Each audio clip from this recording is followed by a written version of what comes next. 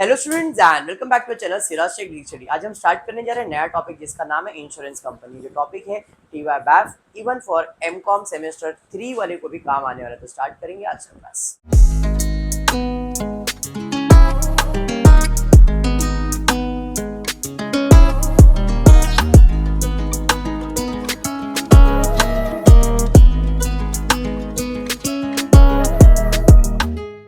अभी हमने जो टॉपिक खत्म किया वो है बैंकिंग कंपनी। ये टॉपिक आप बैफ में पढ़ ही रहे हो, टीवाई बैफ में पढ़ रहे हो। ये सेम टॉपिक एमकॉम को भी है, एमकॉम पार्ट 2 वाले को आता है। Same topic, everything is same. आज जो टॉपिक स्टार्ट करने जा रहे हैं वो है इंश्योरेंस कंपनी। मैंने आपको बताया था एक बैंकिंग कंपनी फाइनल अकाउंट कैसे मेंटेन करता है। टोटल 16 शेड्यूल्स आपको बाइट करवाया है, प्रॉफिट एंड लॉस और बैलेंस शीट कंबाइन करके। वो एक फाइनल अकाउंट था, ये भी एक फाइनल अकाउंट ही है। बट अगर मैं एग्जाम के पॉइंट ऑफ व्यू से बात करूंगा तो एग्जाम में ना फाइनल अकाउंट इंश्योरेंस कंपनी का यू कैन से अगर 100% मार्क्स है तो उसमें से 1% मार्क्स के चांसेस है या 1% चांसेस है बैलेंस शीट पूछा जाएगा। प्रॉफिट एंड लॉस तक ही पूछते हैं। मतलब इंश्योरेंस कंपनी का सम पूरा बेस्ड है प्रॉफिट एंड लॉस पे। But profit and loss easy नहीं है, कोई डिफिकल्ट। मतलब खाली प्रॉफिट एंड लॉस पूछ रहे हैं, 20 मार्क के लिए पूछ रहे हैं, ट्विस्ट तो रहना ही चाहिए। बराबर, पहले तो फॉर्मेट समझ लेते, कंसेप्ट समझ लेते एंड फिर सम्स की तरफ जाएंगे। अगर मैं बात करूं इंश्योरेंस कंपनी, तो इंश्योरेंस कंपनी का अपना एक एक्ट होता है, IRDA।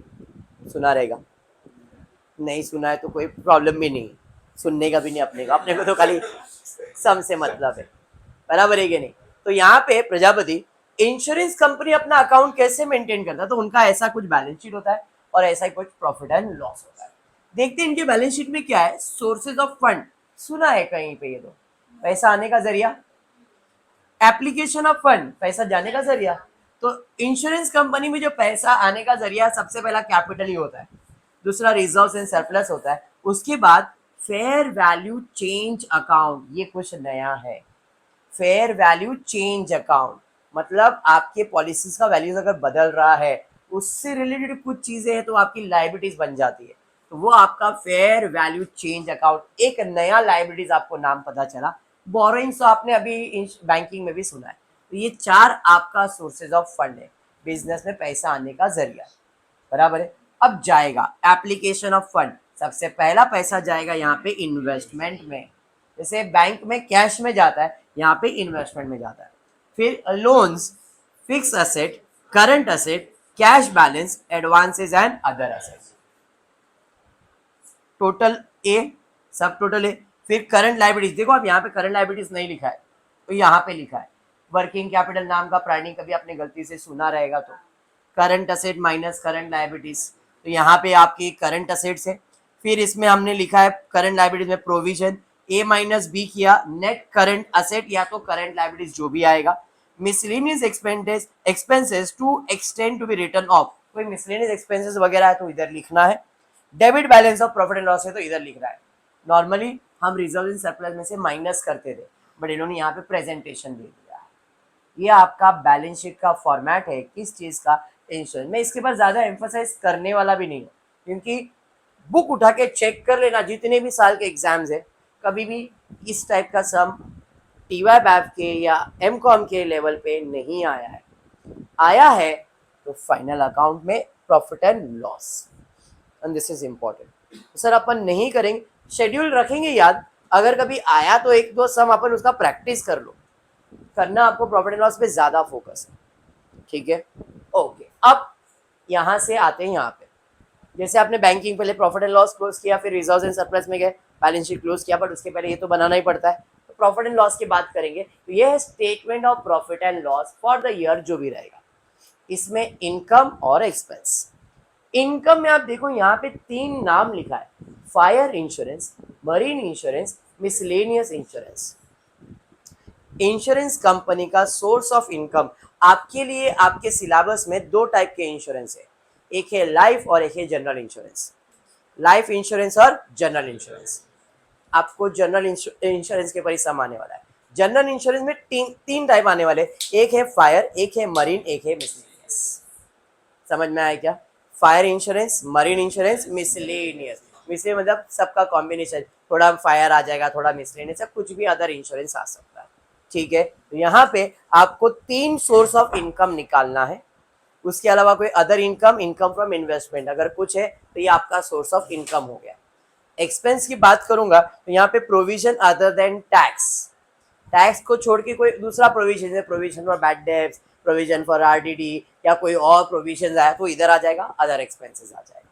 इनकम का टोटल, एक्सपेंस का total, net profit before tax, other than tax है तो टैक्स माइनस करेंगे, नेट प्रॉफिट आफ्टर टैक्स। ये आपका प्रॉफिट एंड लॉस का फॉर्मेट है, समझ में आया। एंड प्रॉफिट एंड लॉस में जो 3 चीज दिख रहा है यही इंपॉर्टेंट है, इस पे सम आएगा। फायर इंश्योरेंस का सम आएगा, मरीन इंश्योरेंस का सम आएगा, जनरल इंश्योरेंस या मिसलेनियस का सम आ जाएगा। मतलब सम इन टॉपिक्स पे होता है। अब ये क्या है जरा देख, revenue statement. Revenue statement for the year and. अगर एक कंपनी 2 इंश्योरेंस में डील कर रही है, फॉर एग्जांपल फायर में डील कर रही है, मरीन में डील कर रही है, तो अपने को 2 इनकम स्टेटमेंट बनाना पड़ेगा। इनकम स्टेटमेंट, रेवेन्यू स्टेटमेंट मतलब income statement, same format, everything will be same, but एक फायर के लिए बनेगा और एक मरीन के लिए बनेगा। सर इसके तीसरे भी इंश्योरेंस मिसलेनियस भी है तो 3 स्टेटमेंट बनेगा। 3 स्टेटमेंट तो 3 वर्किंग नोट भी, और वर्किंग नोट में कितने वर्किंग नोट है? 4, बस 4 ही वर्किंग नोट। जैसे आपके बैंकिंग में कितना था? 16, इधर कितना बनेगा? 4। हर इंश्योरेंस में 4-4, फायर के 4, मिसलेनियस के 4, मरीन के 4, समझ में? और खाली एक ही है, ओनली वन, भाई ये 4 ही शेड्यूल बनने वाला है, बराबर। रेवेन्यू स्टेटमेंट बाहर करवाता हूँ, इंपॉर्टेंट है। Source of income and source of expense, इधर भी सेम। फायर को सोर्स ऑफ इनकम है सबसे पहला प्रीमियम। इंश्योरेंस कंपनी किस चीज पे चलती है? प्रीमियम पे। इनका सोर्स ऑफ इनकम प्रीमियम ही है, समझ में आया क्या? तो इट इज प्रीमियम अर्न, तो पहला शेड्यूल बनता है प्रीमियम अर्न का।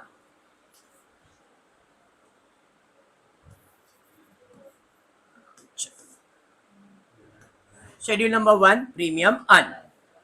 उसके अलावा कोई अदर इनकम अगर कमा रही है तो लिखना है। एक्सपेंस में पहला शेड्यूल है क्लेम, कमीशन, अदर एक्सपेंसेस। देखो आजकल ऐसा कुछ जब बोलते ना जॉबलेस पर्सन है तो आते भाई इंश्योरेंस में लग जा, बहुत पैसा है, इन पॉलिसी बेच, कमीशन दूंगा, बराबर है। एक्सपेंसेस की बात करेंगे, इंश्योरेंस कंपनी का एक्सपेंस की बात करेंगे तो सबसे पहला तो क्लेम ही है, दूसरा है कमीशन, उसके अलावा अदर एक्सपेंसेस। तो कोई भी इंश्योरेंस कंपनी का इनकम है प्रीमियम और एक्सपेंस है 3, claim, commission, other expenses. Claim, commission, other expenses, समझ में आया क्या? इनकम माइनस एक्सपेंस करेंगे, operating profit of fire, marine और मिसलेनियस। ये जो प्रॉफिट आता है वो प्रॉफिट यहां पे लिखा जाता है, समझ में आया? उसके बाद उस इंश्योरेंस कंपनी का कोई पर्सनल अदर इनकम्स है या पर्सनल अदर एक्सपेंसेस है वो इधर लिखा जाएगा और फिर नेट प्रॉफिट फाइंड किया जाएगा। समझा कंसेप्ट ऑफ अकाउंट क्या है इसका? ये अकाउंटिंग कैसे मेंटेन करता है? तो जो भी इनका इंश्योरेंस होगा, फायर होगा तो फायर का बनेगा, मरीन है तो मरीन का बनेगा, मिसलेनियस तो मिसलेनियस का बनेगा। ऐसे जितने भी इसके इंश्योरेंस होंगे उतना आपको ये बनाना पड़ेगा, ठीक है। और हर इसका premium, claim, commission, other expenses का शेड्यूल बनेगा। इसके अंदर अपन सॉल्व करेंगे, इसका आंसर लाएंगे, इसमें लिखेंगे, इसको क्लोज करके ऑपरेटिंग प्रॉफिट या ऑपरेटिंग लॉस फाइंड करेंगे, and that will be transferred to profit and loss statement. This is statement of profit and loss, and this is revenue statement of particular insurance. समझा? If you understand this, तो topic करना easy लगेगा। बेटा दिमाग में क्या है? 100% मास। क्या समझ में आया कि भाई देखो इंश्योरेंस कंपनी का अकाउंटिंग ये है, ये उनका बैलेंस शीट, ये उनका प्रॉफिट एंड लॉस। तब बैलेंस शीट तो ठीक है चलो कर लेंगे, पर प्रॉफिट एंड लॉस समझना था कि इनको इनकम क्या है। तो ये 3 अगर इंश्योरेंस जो आपके सिलेबस में 3 है, ऐसे इंश्योरेंस में 2 टाइप, एक life insurance, general insurance. General insurance के 3 टाइप आ गए, फायर, मरीन और मिसलेनियस। समझा आपको? क्लियर। तो फायर से कितना इंश्योरेंस का इनकम जनरेट हुआ है, मरीन से कितना इनकम जनरेट हुआ है, मिसलेनियस से कितना इनकम जनरेट हुआ, वो कैसे मालूम पड़ेगा? तो उसके लिए अपने को ये शेड्यूल में ऐड करना है। समझाइए। चलिए ठीक है, अब थोड़ा सा और इसके बारे में बात करेंगे। ओनकार मेरे पास आया एंड ही सेड सर मेरे को इंश्योरेंस निकालने का है मेरे बिजनेस में जो गुड्स रखा है उसके लिए। तो जो इंश्योरेंस निकालेगा वो विल बी फायर इंश्योरेंस, है या नहीं? मरीन तो हो नहीं सकता है, हो सकता है या नहीं? तो उसने उसको गुड्स को प्रोटेक्ट करने के लिए मेरी कंपनी के पास आया। मैं एक इंश्योरेंस कंपनी हूँ, मेरे पास आया, मुझे बोला सर मेरे को मेरे गुड्स का इंश्योरेंस निकालना है। बोला ठीक है निकाल लो। कितने का इंश्योरेंस निकालने का? इसे 1 करोड़ का इंश्योरेंस निकालने का है। कितने का इंश्योरेंस निकालने का है? 1 करोड़ रुपीस का इंश्योरेंस निकालना है। बराबर। I am very much happy. Wow, बहुत प्रीमियम आएगा, क्योंकि जितने का इंश्योरेंस बड़ा है उतना बड़ा प्रीमियम, उतना बड़ा इनकम। आग नहीं लगा थोड़ी मेरे को देने का है, मुझे तो मिलने वाला है। तो ये सोर्स ऑफ इनकम होता है इंश्योरेंस कंपनी का। बराबर है। अब इसने मुझे बोला 1 करोड़ का इंश्योरेंस निकालने वाला, ठीक है डॉक्यूमेंट रख के जाओ, कल बताता हूँ। अभी डॉक्यूमेंट लेके मेरे पास आ गया, थोड़ा टेंशन में आ गया मैं, ये सोच के जाता हूँ यार 1 करोड़ का इसको पॉलिसी देने का है, पर मेरा जो कैपिटल है 1 करोड़ का है ही नहीं। अगर गलती से आग लग गया मुझे तो 1 करोड़ देना पड़ेगा, मेरे पास पैसा नहीं है। तो मैं क्या करता हूँ, मेरे भाई के पास जाता हूँ, उसका भी इंश्योरेंस कंपनी है। मैंने कहा देख एक बंदा है उसको 1 करोड़ का इंश्योरेंस चाहिए, बराबर है, मैं 50 लाख का कर लेता हूँ, तू 50 लाख का कर ले, दोनों मिलके 1 करोड़ का। उसको नहीं बताएंगे, उसको नहीं बताएंगे, अपन दोनों में अंडरस्टैंडिंग रखते हैं। बराबर है। तो ओनकार के लिए मैं डायरेक्ट बिजनेस हूं, लेकिन ओनकार को ये बात नहीं पता है बिजनेस के लिए मेरा भाई री बिजनेस है। री बिजनेस मतलब नया बिजनेस है। बात समझ में आया? री इंश्योरेंस जिसे आप कह सकते हो, एक ही पॉलिसी पे वापस से इंश्योरेंस निकाला है मैंने। बात समझा? हाँ या नहीं? पक्का समझ में आया? अब जब ये मुझे प्रीमियम देगा तो मेरा तो इनकम है 1 करोड़ का, लेकिन मैं बोलूंगा नहीं सर 1 करोड़ में से आधा तो उसको देना पड़ेगा, री इंश्योरेंस वाले को देना पड़ेगा, जिसे बोलते हैं सीडेड। क्या बोलते हैं? सीडेड। तो हमेशा जब वर्ड सीडेड दिखा तो अज्यूम वो क्या होने वाला है? माइनस, क्योंकि वो आपका इनकम नहीं है, वो आपका एक्सपेंस नहीं है, वो किसी और का है। सीडेड का मतलब रीवर्ड है, रीवर्ड मतलब किसी और का। सीडेड, CEED, ED आगे आ जाएगा, सीडेड वर्ड। क्लियर है? तो दरवाजा बंद कर। समझा? ये वर्ड इंपॉर्टेंट है, वर्ड समझ लो, बाकी सब चीजें क्लियर हो जाएगी। मैंने ओमकार से एक पॉलिसी करवाया 1 करोड़ का, तो मुझे प्रीमियम मिलेगा, प्रीमियम रिसीव होगा। बराबर है।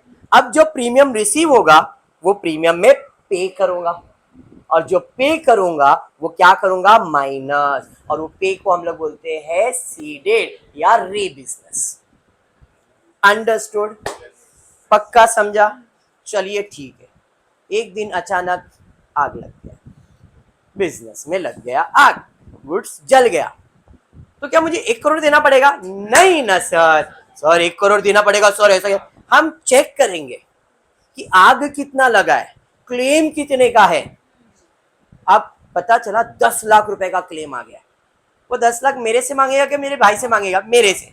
तो मुझे 10 लाख पे करना पड़ेगा, क्लेम पे करना पड़ेगा, एक्सपेंस है। बात समझा? क्लेम क्या करना पड़ेगा? पे कर। तो मैंने पे कर दिया, मैंने कहा इतना ले लो बाकी देता हूं जो भी है, तो मैंने इसको दे दिया। अब भाई के पास जाऊंगा, भाई 10 लाख का आग लग गया, 5 लाख तो तेरे को देना पड़ेगा, चल तू मुझे 5 लाख का पैसा दे। समझ में आया? तो वो क्या हो गया? सीडेड। और हम वो क्या करेंगे? टोटल मैंने 10 लाख का क्लेम दिया था, उसमें से मैं क्या करूंगा? माइनस, क्योंकि वो तो मुझे उससे मिलने वाला है, तो मैं क्या कर दूंगा? Minus. In short seeded word है तो माइनस होगा। ये लॉजिक समझ लो, काम हो गया इंश्योरेंस कंपनी का, इसमें यही खेल है। ठीक है। Coming toward commission. अब हुआ ये कि ओमकार मेरे पास डायरेक्ट नहीं आया। नहीं नहीं सर के पास नहीं जा सकता हूँ, एक काम कर, जादव तू अच्छे से पहचानता है सर को, तू जा। जादव कुछ हुआ क्या? अब ओंकार गया जादव के पास, बोला अरे वो सर से इंश्योरेंस लेके आना। बोला देख मैं लेके तो आऊंगा लेकिन कमीशन लगेगा, बराबर। अब वो ओंकार से भी कमीशन लेगा और मेरे से भी कमीशन लेगा। अब ओंकार की कमीशन से मेरा कोई लेन देन नहीं है, क्योंकि ओंकार और उसका लेन देन, उसमें बिजनेस है क्या? लेकिन जादव मेरे पास आया, बोला सर आपके लिए बिजनेस लाया हो। बोला क्या हो गया? कमीशन मैं बताता हूँ। बोला क्या? 1 करोड़ का है सर इंश्योरेंस। अच्छा ठीक है, मैंने इसको कमीशन दिया, पे किया। कमीशन मेरे लिए क्या है? एक्सपेंस। बात समझ में आ गया क्या? पक्का समझा? हाँ या नहीं? चलिए मैंने 1 करोड़ का कमीशन दे दिया। और इसी केस में अब मैं मेरे भाई के पास जाता हूँ, पॉलिसी लाया हूँ लेकिन कमीशन लूंगा, री इंश्योरेंस हो गया, री इंश्योरेंस का कमीशन। अब भाई से भी कमीशन लेने का, तो री इंश्योरेंस जब भी आए तो माइनस, ये याद रखना। समझ में? अदर एक्सपेंसेस में री इंश्योरेंस होने वाला नहीं है। तो री इंश्योरेंस 3 चीजों में होएगा, प्रीमियम, क्लेम, कमीशन। अदर में चांसेस नहीं है, ठीक है? क्यों? अदर एक्सपेंसेस है, उसमें अपना ही खर्चा लिखने का है, री इंश्योरेंस का थोड़ी खर्चा लिखने का है। अंडरस्टूड? पक्का? अब इसका फॉर्मेट क्या है पहले समझो। प्रीमियम होता है इनकम, तो पहले इनकम लो, उसमें से माइनस करो सीडेड। पहले टोटल इनकम लो, डायरेक्ट बिजनेस का इनकम लो, उसमें से री इंश्योरेंस का जो भी है वो माइनस करो, प्रीमियम। समझ में आया? क्लेम एक्सपेंस है, क्लेम एक्सपेंस है, तो पहले टोटल कितना पे करना है वो निकालो, उसमें से कितना रिसीव होने वाला है वो क्या करो? माइनस। समझा? कमीशन एक्सपेंस है, टोटल कितना भरना है, एक्सपेंस कितना करना है पहले वो लो, उसमें से कितना रिसीव होगा वो माइनस करो। बात समझ में आ गया? हाँ या नहीं? चलिए ठीक है, ये तो हो गया। बट रिसीव, पेड, इसका भी फॉर्मेट। तो क्या कितना फॉर्मेट सर? कंसेप्ट, कंसेप्ट मैं बोल रहा हूँ ना, कंसेप्ट अब लोग जब लिखने बैठोगे तो बहुत इजी हो जाएगा। अब प्रीमियम अर्न है, तो पहले मैं लिखूंगा premium earn from direct business, premium earn from direct business. अगर री इंश्योरेंस भी हो रहा है तो वो भी मैं ऐड करूंगा, टोटल पहले मैं ऐड करूंगा। सर आपने बोला माइनस करने का, अरे सबर, पहले अर्न, उसमें से माइनस क्या करूंगा? पेड, यानी कि सीडेड। क्योंकि प्रीमियम क्या होता है? इनकम होता है, तो इनकम क्या होगा? रिसीव, और एक्सपेंस क्या होगा? पेड। सीडेड क्या होगा? पेड। प्रीमियम अर्न है ना, इनकम है, लेकिन अगर उधर पेड वर्ड आया मतलब वो क्या है? सीडेड। कमीशन क्या है? पेड। उधर रिसीव आया तो वो क्या है? सीडेड। समझ रहा है? कमीशन एक्सपेंस है, पेड है तो एक्सपेंस, रिसीव है तो सीडेड। लॉजिक समझा? समझा? इनकम रिसीव होता है तो माइनस सीडेड का मतलब पेड। क्लेम एक्सपेंस होता है तो पेड में क्या माइनस करूंगा? रिसीव। कमीशन एक्सपेंस है तो वो होता है पेड, उसमें माइनस क्या होगा? रिसीव।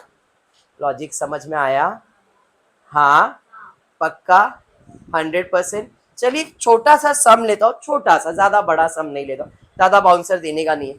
एक छोटा सा सम लिया जिसमें एक ही शेड्यूल मेरे को बनाने का, ओनली वन।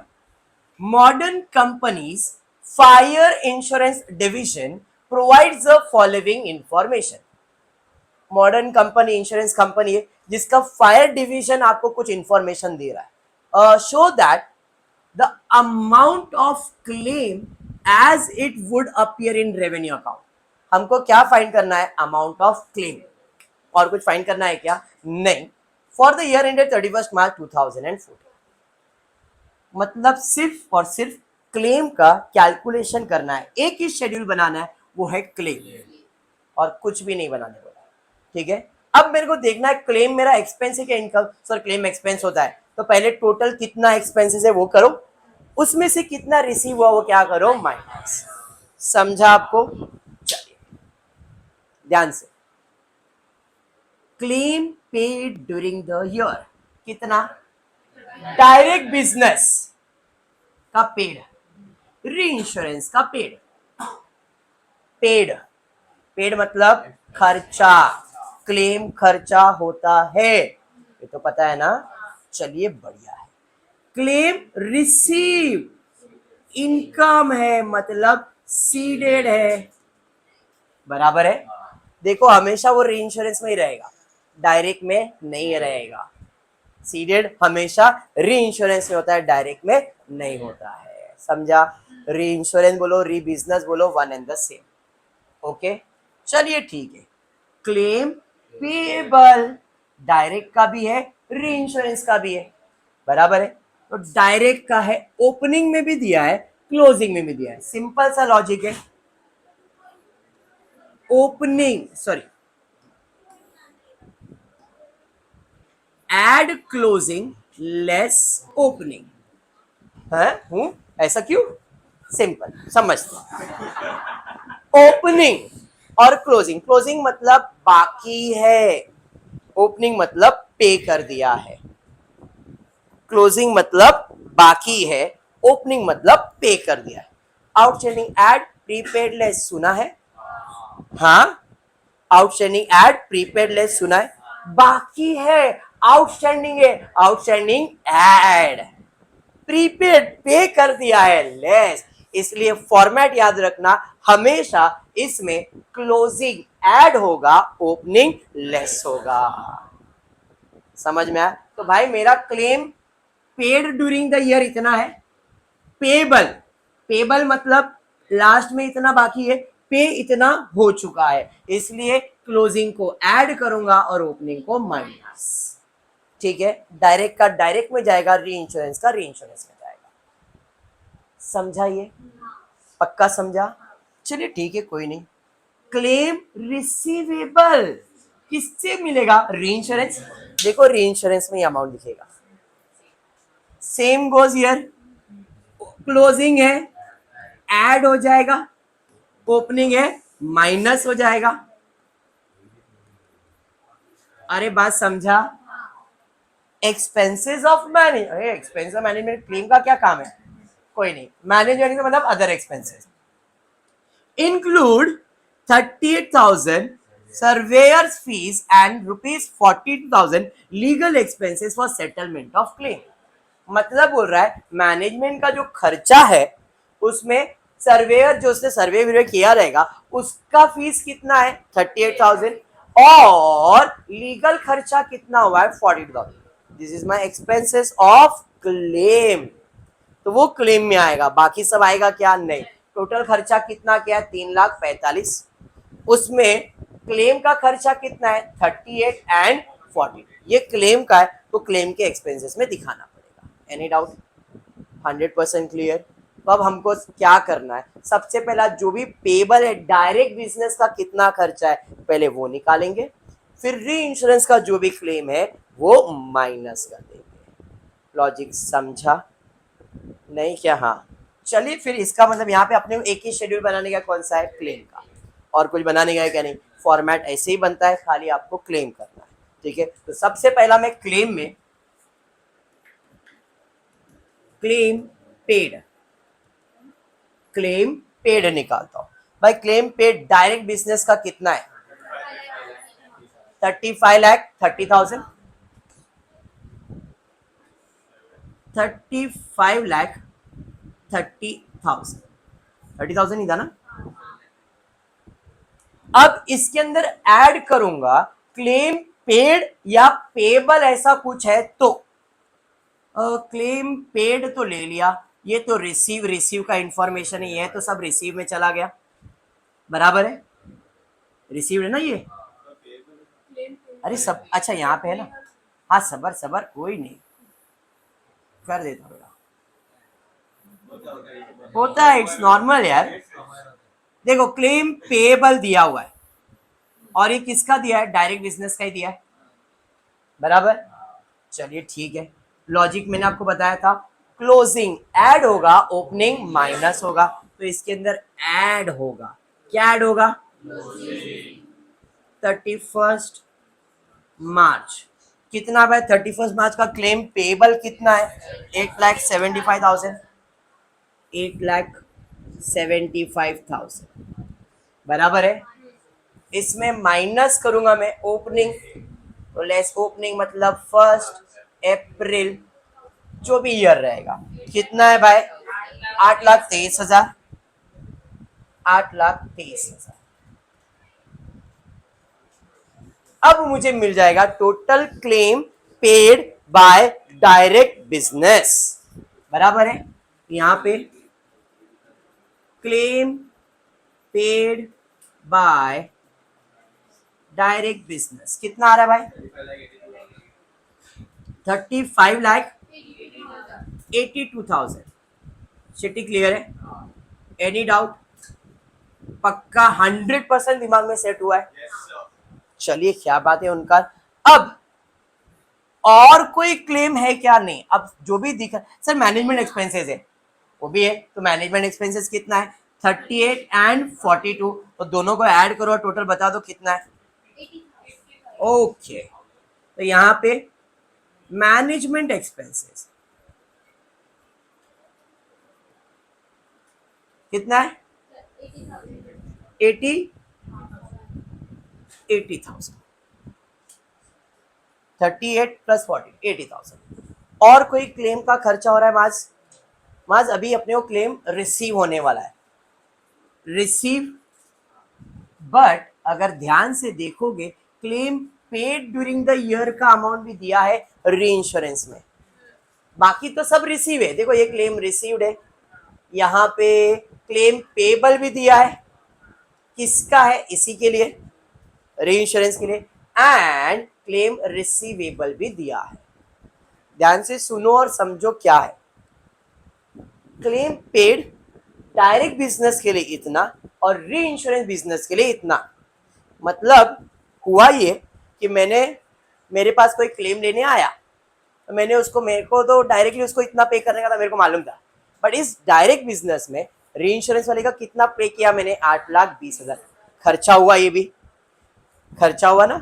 तो जैसा आपने इसके लिए सॉल्व किया पेड के लिए, वैसे ही claim paid for reinsurance पहले कैलकुलेट करेंगे। क्लेम पेड फॉर, मैंने पहले बताया, पहले पेड, उसमें से माइनस क्या होगा? रिसीव। तो अब मैं कैलकुलेट कर रहा हूं क्लेम पेड बाय री इंश्योरेंस। समझा? चलिए, इसका ओपनिंग वैल्यू कितना है? 8,20,000। ठीक है, इसके अंदर क्या करूंगा? पेड, अभी ये पेड चल रहा है, तो पेड में देखो री इंश्योरेंस का किधर है? री इंश्योरेंस का है। क्लेम रिसीवेबल है, पेड दिया है, हाँ सर पेड दिया है। पेबल कितना दिया है? री इंश्योरेंस दिया है ना? यस। तो ये क्लोजिंग क्या होगा? ऐड, ओपनिंग क्या होगा? माइनस। समझा? हाँ। आप दोनों ऐड करके भी सॉल्व कर सकते हो साथ में, मतलब दोनों को इकट्ठा करके भी सॉल्व कर सकते हो। मैं सेपरेट सेपरेट सॉल्व करके दिखा रहा हूं। ऐड करूंगा मैं इसके अंदर क्या?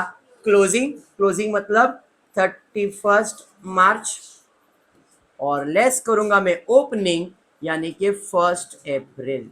जरा देखो कितना है? 87 और 58,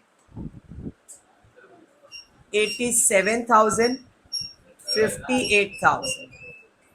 एड लेस करो, क्या चल रहा है भाई? 8,49,000, बराबर है। इसे मैं कहूंगा क्या?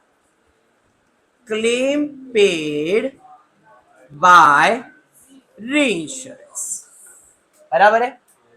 अब मैं इधर ही कंटिन्यू कर रहा हूं, इसके नीचे ही कंटिन्यू कर रहा हूं। ये टोटल उनका खर्चा है, डायरेक्ट बिजनेस का खर्चा, री इंश्योरेंस का खर्चा, बराबर। अब मैं माइनस करूंगा क्लेम रिसीव। अब क्लेम रिसीव कहां से होगा? री इंश्योरेंस बिजनेस में। देख लो आपके क्वेश्चन में, क्लेम जब भी रिसीव हुआ है री इंश्योरेंस में, रिसीवेबल भी है तो री इंश्योरेंस में ही है। क्लियर? पक्का? चलिए, तो क्लेम रिसीव कितना है चेक कर लो। पहला लेस क्लेम रिसीव 3,20,000। इसके अंदर सेम ऐड करूंगा मैं क्लोजिंग, माइनस करूंगा मैं ओपनिंग। तो क्लोजिंग ओपनिंग इधर भी दिया गया है। कितना है भाई? 1,42,000 और 85। क्या किधर से आया बोलना? 3,20,000। बेटा ऐसा पूछने का ना, देख बेटा claim receive during the year री बिजनेस का कितना, फिर उसके अंदर रिसीवेबल वर्ड दिया है, क्लोजिंग ओपनिंग, तो रिसीवेबल है 142 और ओपनिंग 85 बराबर, तो यहाँ पे आ गया 1,42,085। अब क्या करोगे, सेम एड लेस कर दोगे, कितना आ रहा है टोटल 3,77,000, 3,77,000 क्लियर है। अब ऐड करके माइनस करो, बताओ कितना आंसर आ रहा है, कौन सा मॉडर्न कंपनी वाला था ना, कितना आंसर आया 41,34,000, चलिए बढ़िया है 41,34,000, समझा सम, हाँ क्लेम पेड फॉर री इंश्योरेंस, पेड है तो ऐड हुआ, रिसीव है तो माइनस। सेम अगर प्रीमियम में होता तो रिवर्स होता, प्रीमियम रिसीव है तो ऐड हो रहा है और पेड है तो माइनस होगा, क्योंकि ये इनकम है और ये एक्सपेंस है, चाहे वो डायरेक्ट हो चाहे री इंश्योरेंस। अगर कंफ्यूज हो गए तो फिर से एक बार एक्सप्लेन करता हूं, आप डायरेक्ट कर सकते थे इधर, क्या जो भी पेड है सब इकट्ठा कर दो, पेड में डायरेक्ट का भी ऐड करो, री का भी ऐड करो, सेम ओपनिंग दोनों ऐड, क्लोजिंग दोनों ऐड करके ओपनिंग ऐड क्लोजिंग माइनस करोगे तो भी टोटल सेम ही आएगा। अलग अलग नहीं करना चाहते हो तो आप साथ में कर सकते हो, कैसे, पेड और ये दोनों को आप इकट्ठा सॉल्व कर सकते हो, क्लेम दोनों add, closing and opening, total आपको मिल जाएगा, ठीक है। माइनस करूंगा मार्क्स क्या उसके अंदर, क्लेम रिसीवेबल, रिसीवेबल में कितना रिसीव है, क्लोजिंग और ओपनिंग ऐड लेस करो, आंसर आया। समझा ये पक्का, आज एक ही शेड्यूल ले रहा हूं, आपको इसके बाद का जो सम लूंगा मैं उसमें कंप्लीट पैकेज लूंगा जिसके अंदर सब चीज को कवर अप करने का ट्राई करेंगे। 3 लाख यहाँ पे मेरे को नहीं मालूम, आपने जो बोला मैंने लिखा है, बराबर है, कितना है,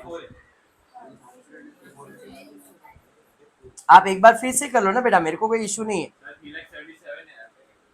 3,20,000 एड 1,42,000 माइनस 85,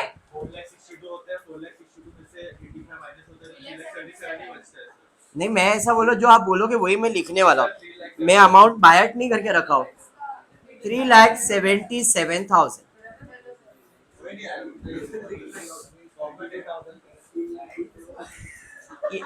ये 3,20,000 है बेटा, ये 1,42,000, ये 85 है, बराबर आया। ये सबके कैलकुलेटर पे अलग अलग आ रहा है क्या, पूरा पैसा दो सबको सेम आएगा। 41,34,000, अरे कैलकुलेटर वाले को पूरा पैसा दो, मेरी बात नहीं कर रहा हूँ, हाँ ठीक है, कैलकुलेटर वाले को पूरा पैसा देके आओ। फिर भी अमाउंट गलत दिखा रहे हो, 85 है वो, 85।